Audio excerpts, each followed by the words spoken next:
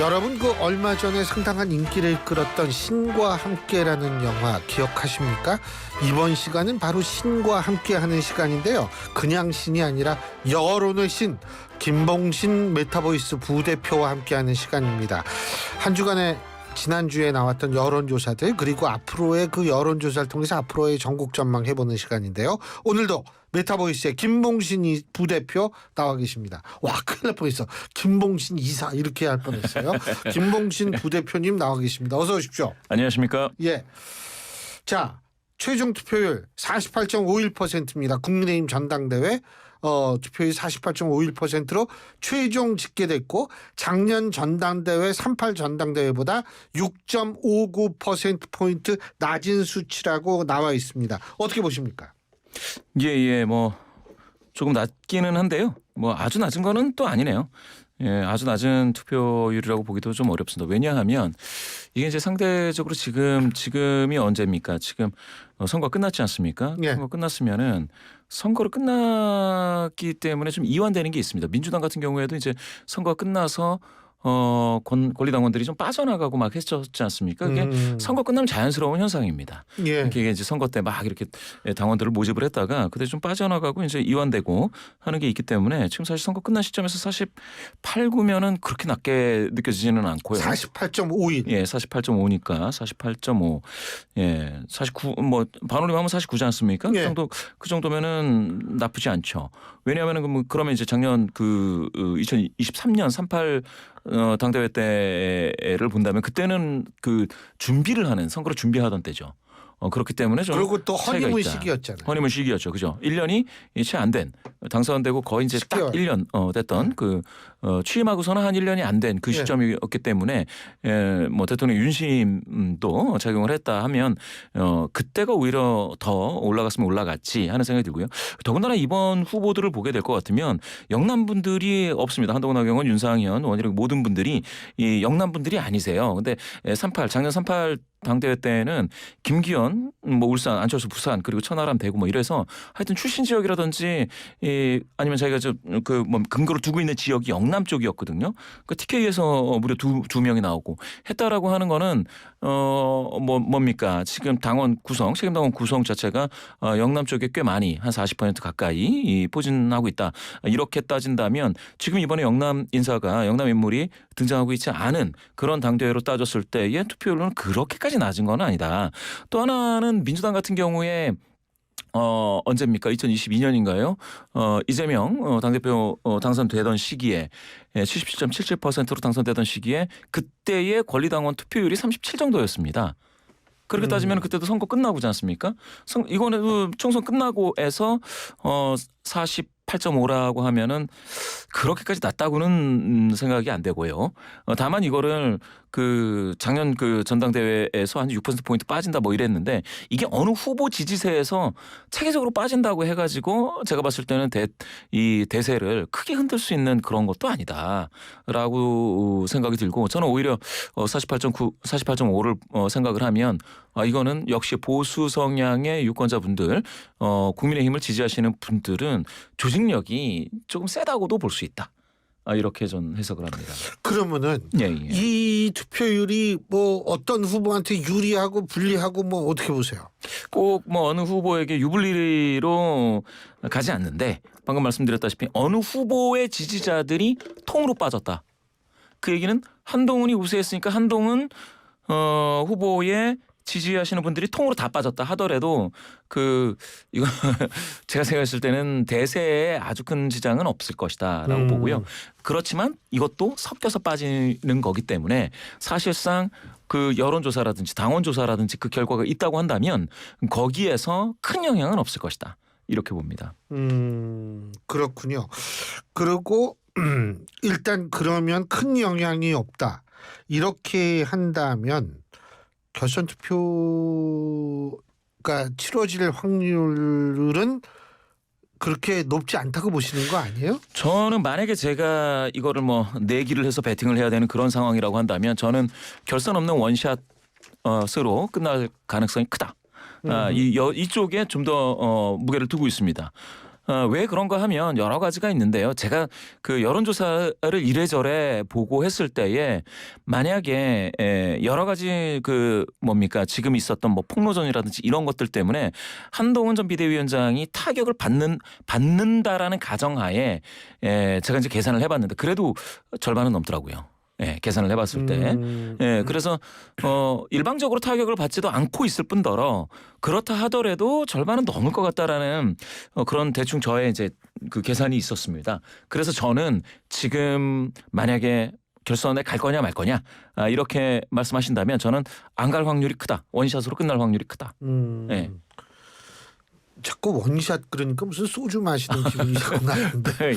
근데 그렇게 이제 저걸 하는데 그렇다면 이번에 그렇게 사실은 막판에 공소 취소 뭐 청탁 논란도 있고 막 이랬는데 이런 것들이 큰 영향을 못 미친 이유가 뭐라고 보세요?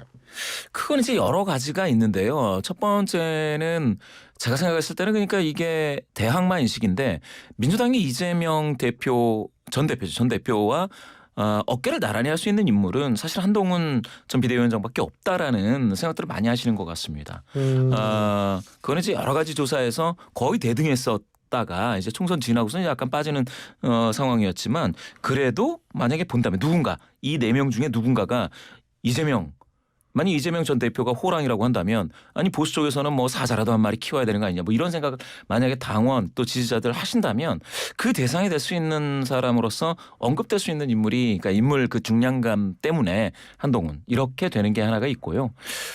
두 번째는 어쨌든 현재 권력과 경쟁을 하던 아니면 좀 트러블이 있던 그러니까 마찰이 있던 아니면은 협력을 하던 할 수 있는 인물로서는 한동훈이다라는 것도 좀 있는 것 같아요. 왜냐하면 나머지 인물들이 과연 그렇게 될 수 있느냐. 가령 원희룡 전 장관을 보면 일단은 이재명 대표하고 호기롭게 이제 총선에 같이 이제 나갔는데 그 지역에서 되지 않았습니다. 그런 의미에서 이미 검증이 됐다라고 볼 수도 있겠고요.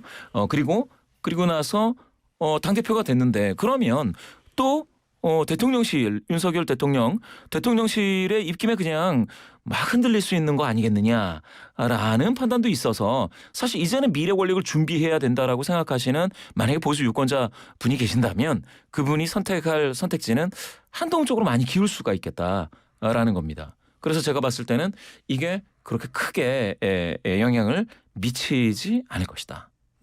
예.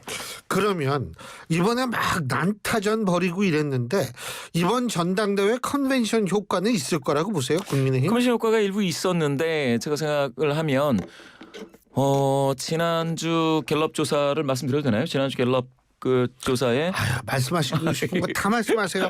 우리는 다 찾아요. 말씀하세요. 35% 나왔지 않습니까? 국힘? 예. 그런데 과거에 보면 이게 한 38구 나와요. 그러니까 한 4%포인트 덜 나왔습니다. 컨벤션 효과가 제약을 받고 있다. 그러면 약간 하방 압력을 받고 있다. 그 얘기는 제가 봤을 때는 김건희 여사와 관련된 이슈라든지 윤석열 대통령과 관련된 뭐 그런 것들도 있을 수가 있겠고요. 또 하나는 방금 말씀 주신 것처럼 후보가 난타전이 굉장히 심하다라는 것도 있을 수가 있겠습니다. 왜냐하면 관여도가 높은 지지자들은 어느 정당이나 마찬가지인데요. 민주당을 지지하시는 분들도 그렇고 국민의힘을 지지하시는 분들도 마찬가지인데 분열보다는 똘똘 뭉치기를 바라는 마음이 있거든요. 그런데 지금 이렇게 내부에서 난타전이 너무 심하면 거기에 대해서는 이탈을 하거나 아니면 관망세로 돌아서거나 이렇게 되실 수가 있겠죠. 지난주 한국갤럽 그러니까 지난 금요일 날 발표한 한국갤럽 조사 말씀하시는 거죠? 예. 요거는 일부에서 말씀을 드렸는데 잠깐 말씀드리자면 16일부터 18일까지 전국 18세 이상 1000명을 대상으로 전화조사원 인터뷰 방식의 여론조사였고요. 자세한 내용은 중앙선거 여론조사 심의위원회 홈페이지를 참조하시면 됩니다. 18세 이상 1000명입니다. 예. 자, 그런데 지금 그 여론조사에서 대통령 지지로 올랐어요. 예? 그 이유는 체코 원전 수주 이것과 관련이 있다고 보세요? 아주 큰 관련은 아닌데 그 외교와 관련돼서 언급한 분들이 조금 늘어난 거는 맞습니다. 그렇기 때문에 그런 외교 실적, 뭐 성과 이거에 대한 뭐 긍정적인 평가가 일부 있지 않았겠느냐라고도 볼 수가 있겠고요. 그런데 그게 이제 표면적인 이유라고 한다면 사실상 제가 봤을 때는 그 전에 35로 국민의힘이 컨벤션 효과를 살짝 얻었을 때에 그때 대통령을 긍정 평가한다라고 하지 못하셨던 분들이 다시 이제 돌아오는 효과는 있을 수가 있죠. 예, 그렇죠.